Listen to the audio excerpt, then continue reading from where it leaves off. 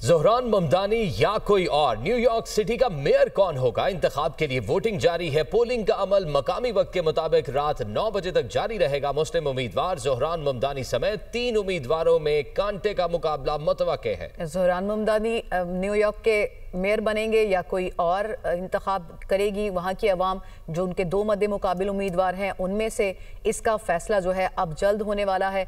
और आपको बताएं कि पोलिंग का अमल जो है वो मुकामी वक्त के मुताबिक रात 9 बजे तक जारी रहेगा। मुस्लिम उम्मीदवार हैं ज़ोहरान ममदानी और उनके मुकाबले पर 2 जो मुख्तलिफ उम्मीदवार हैं वो भी हैं। सख्त मुकाबला तवक्को किया जा रहा है और ज़ोहरान ममदानी को बहुत सी ऐसी वजूहात हैं जिसकी वजह से पॉपुलैरिटी हासिल है।